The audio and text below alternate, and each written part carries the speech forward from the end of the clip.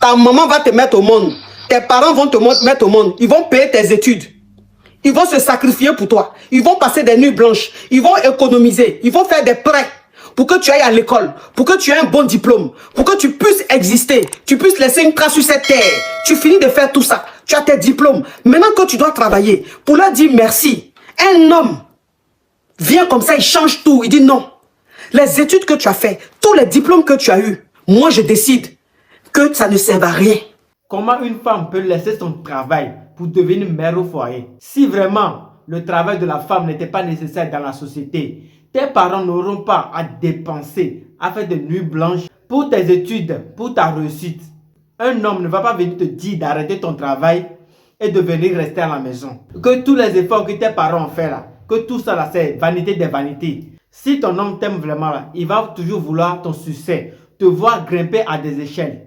Les femmes, ne vous laissez pas manipuler par l'amour. Les gars, je vous souhaite la bienvenue sur cette nouvelle vidéo. C'est toujours le parfait. Je vous laisse regarder la vidéo, mais n'oublie pas de t'abonner et d'activer la cloche de notification. Merci. Tu es marié avec ton mari, enfin vous étiez en concubinage, vous êtes en concubinage depuis 10 ans, mais marié légalement depuis 4 ans. Et tu travailles, tu es genre hôtesse de lait, un truc comme ça. Et quand tu travaillais, ton mari te reprochait le fait que tu travailles. Il voulait que tu restes à la maison, que tu te comportes comme une femme au foyer. Vous avez eu un déni. Que tu te comportes comme une femme au foyer, que tu t'occupes du déni. Il ne voulait pas que tu travailles. Donc toi, arrivé à un certain moment... Non, ma chérie, attends, je récapitule. Il ne faut pas répondre à chaque fois. Toi, arrivé à un moment, tu as voulu lui faire plaisir. Donc tu as laissé ton travail et tu es devenue une femme au foyer. Sauf que depuis que tu es devenue femme au foyer, que c'est lui qui fait tout, il est devenu même pire. Ça dit qu'il t'appelle, que le téléphone sonne, tu ne décroches pas, c'est pas là. Quand il vient à la maison, qu'il sonne alors qu'il a la clé. Parce que lui, quand il arrive là, il doit sonner pour que tu ouvres. Pourtant, il a la clé, il peut ouvrir. Quand tu traînes avant d'ouvrir, ça devient palable. Quand ton déni, votre déni est en train de dormir, il se lève exprès pour voir la position du déni. Quand le déni est mal placé, selon lui, il te réveille dans ton sommeil pour faire palable. Entends-toi, tu as voulu être une bonne épouse. Voilà pourquoi tu as laissé ton travail pour lui. Mais tu vois que malgré tout ce que tu fais, il n'est jamais satisfait, il n'est jamais content. C'est ça? Oui, ma coach, c'est bien ça. D'accord. Donc, c'est quoi ta question? Ma question, c'est que j'ai besoin de conseils, ma coach. J'ai besoin de conseils parce que je suis dans un mariage où, au départ, beaucoup de gens n'étaient pas d'accord. Quand tu dis beaucoup de gens, ma chérie, quand tu dis beaucoup de gens, tu veux parler de tes proches, de ta famille, tu veux parler de qui? Oui, les proches et la famille. Et ils disaient quoi? Pourquoi, ma chérie, pourquoi ils n'étaient pas d'accord de votre union? Ils n'étaient pas d'accord parce que c'était un jeune garçon qui aimait la vie, en fait. Ok, d'accord. On évolue. On évolue, ok. Donc, c'est quoi ta question? Quel est le conseil que tu veux? Tu veux quel conseil? Parce que je ne comprends pas. Il faut préciser le conseil que tu veux. En fait, ma coach, je sais pas parce que j'ai l'impression que peut-être qu'il y a quelque chose que je fais pas en tant que femme et que je devrais faire pour que les choses aillent mieux dans mon foyer. Vu que je peux pas me confier vers ma famille parce que tout le monde était contre, du coup, je peux pas aller me confier chez ma famille. Donc, il n'y a personne qui va me donner vraiment un conseil pour me dire, voilà, si c'est que tu faisais pas telle chose, il faut un peu te comporter comme ça pour que les choses aillent. Donc, ça veut dire qu'aujourd'hui, tu es en conflit avec tes proches, avec ta famille pour ce monsieur-là. C'est-à-dire que... On n'est pas en conflit. On n'est pas en conflit, mais personne n'ose... N'ose parler dans votre affaire. C'est-à-dire les gens ne veulent même plus parler dans votre affaire. Oui, oui, c'est ça. D'accord. Ok. Donc, c'est quoi ta question? Comment faire pour qu'il soit satisfait de toi, c'est ça? Oui, ma coach. Peut-être que vous pouvez me donner un conseil en tant qu'aîné ou en tant que coach et que je peux appliquer pour que les choses aillent mieux. Bon, toi-même, quand tu veux te mettre avec un homme, que tes proches te disent il n'est pas bon, que tes parents même te disent il n'est pas bon, tu les écoutes pas. C'est-à-dire que tu leur montres qu'eux, ils sont jaloux de ton bonheur. Au point où aujourd'hui, ils n'ont même pas envie de se mêler de ce qui se passe entre vous. Ça veut dire que tu as un problème. Parce que quand on te parlait là, tu pensais que ces personnes étaient contre toi. Attends. tu sais très bien que lui, celui avec qui tu es là, il est mauvais. Parce que je dis que quand vous vous mettez avec des gens parfois, on dit l'amour rend aveugle. Ce qui veut dire que quand tu es avec une personne, que tu aimes la personne, tu ne peux pas voir ce que tes proches voient. Tu ne peux pas voir ce que ta maman voit. Tu ne peux pas voir ce que ton papa voit. C'est eux qui voient ce que tu es dedans là. C'est eux qui voient le vilain côté de la personne.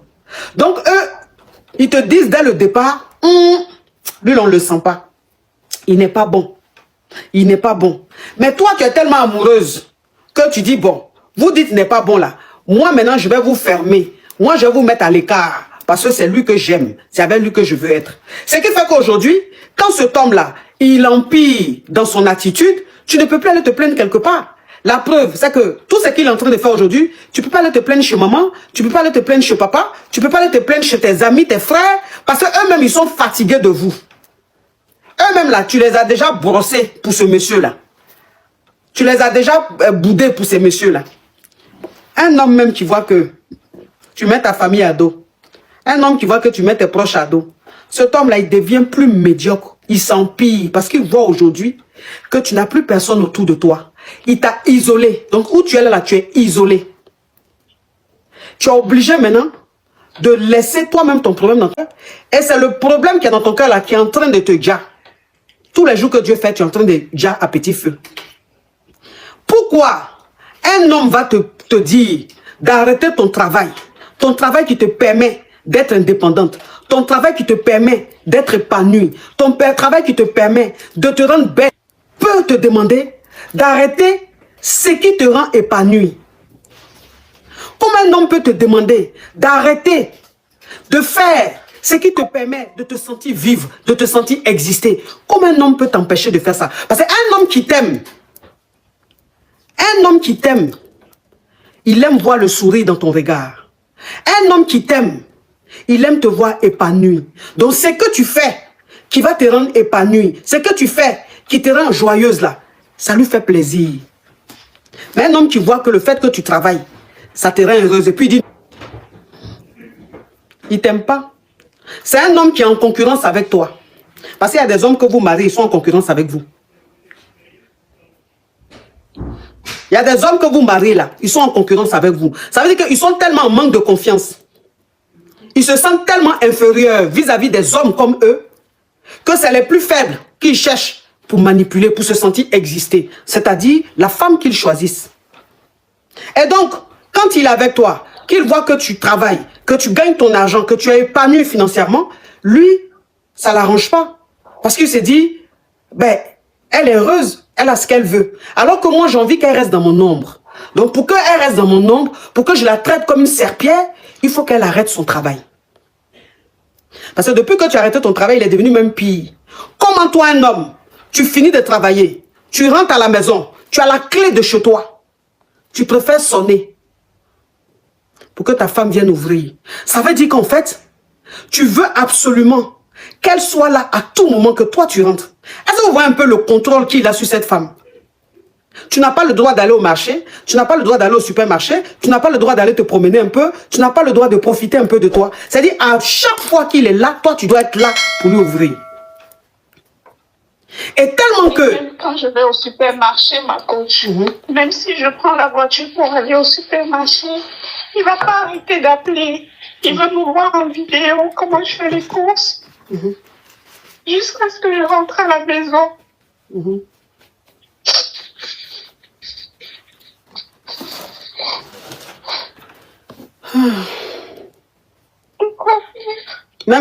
Même quelqu'un même qui travaille pour toi, que tu payes tous les mois là, tu ne te compares pas comme ça avec. Ma coach, tellement. Il y a des filles, il y a des femmes qui font le boulot que je fais, qui ne mènent pas la vie que je mène. Elles vivent leur best life en fait. Oui. Tout le monde sait ce que c'est qu'être hôtesse de l'air. Tu vis ta belle vie. Mais moi, j'essaye d'être une bonne épouse, même quand je suis... Ma chérie, ma chérie, ma chérie, ma chérie, ma chérie, ma chérie, ma chérie, arrête de répéter « j'essaie d'être une bonne épouse ». Ça, c'est une phrase que vous, les femmes mariées, vous devez arrêter de dire. Vous devez arrêter de dire Je veux être une bonne épouse. Non. Quand toi-même, une femme dans ton foyer, tu dis, je veux être une bonne épouse, mais c'est fini. Ça veut dire que tu subis. Ça veut dire que tu n'as plus de vie. Tu n'as plus ton mot à dire. Tu ne dois même plus exister. Tu vis selon les humeurs de cet homme. Tu vis, c'est-à-dire tu n'existes même plus, tu traverses la vie. C'est-à-dire que lui, tu es devenu comme une machine en fait. Arrêtez de dire ça. Je veux être une très bonne épouse. Arrêtez de dire. Arrêtez de dire ça. Parce que quand vous dites ça, ça vous met la pression. Et vous devenez dépendante. Et on vous manipule dans vos foyers. Arrêtez ça. Cet homme-là, tu ne pourras jamais devenir une bonne épouse pour lui. Parce que c'est un PN. C'est un PN. C'est un homme qui t'a isolé pour te faire ce qu'il est en train de te faire, ma chérie. Moi, ce que je te demande, ça ne sert à rien de pleurer. Parce que c'est toi tu lui as permis ça. Tu lui as permis ça. Au début, quand il commençait, tu disais, il est trop amoureux. Parce qu'un homme ne peut pas arriver à ce stade-là. Si toi, la femme, tu ne lui as pas permis ça. C'est ça. C'est toi qui lui as permis. Quand il faisait ça au début, là, tu disais, ah, mon chéri, il m'aime. Il m'aime trop, il est jaloux de moi, il m'aime trop.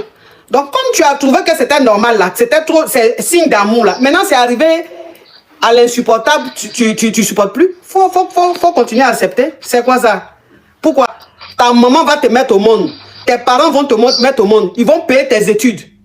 Ils vont se sacrifier pour toi. Ils vont passer des nuits blanches. Ils vont économiser. Ils vont faire des prêts pour que tu ailles à l'école, pour que tu aies un bon diplôme, pour que tu puisses exister, tu puisses laisser une trace sur cette terre. Tu finis de faire tout ça. Tu as tes diplômes. Maintenant que tu dois travailler pour leur dire merci, un homme vient comme ça, il change tout. Il dit non. Les études que tu as fait, tous les diplômes que tu as eus, moi je décide que ça ne sert à rien.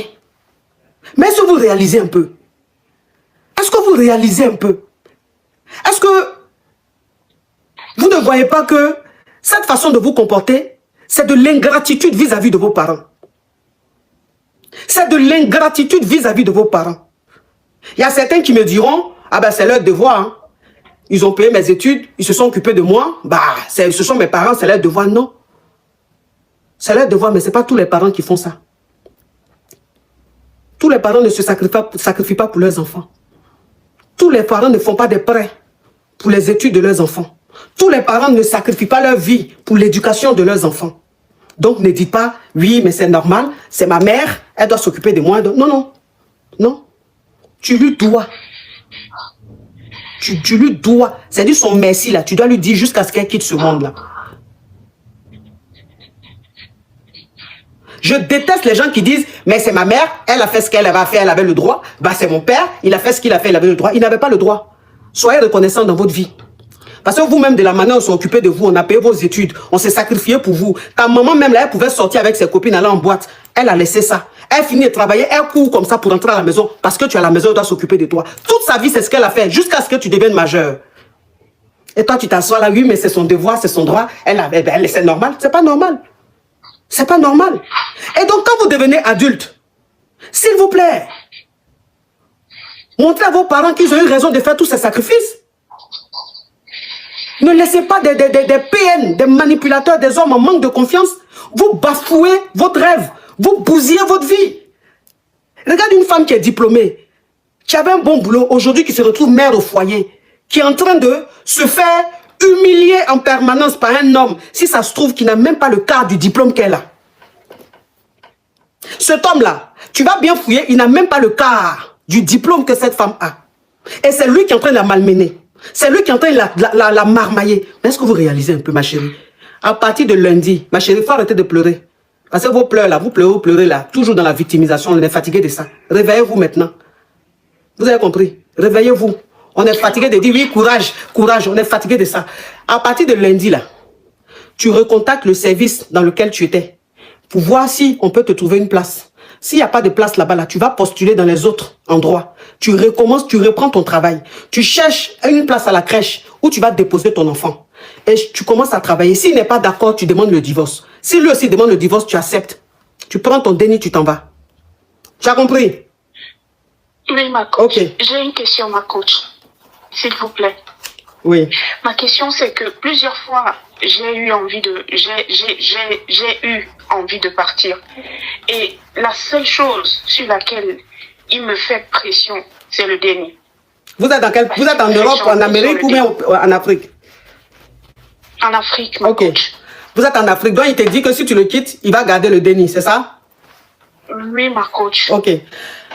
Malheureusement, ça c'est des choses qui arrivent beaucoup en Afrique. C'est-à-dire que en Afrique, tu as des hommes qui travaillent, qui gagnent bien leur vie, et ça leur fait plaisir de voir leur femme à la maison, à ne rien faire.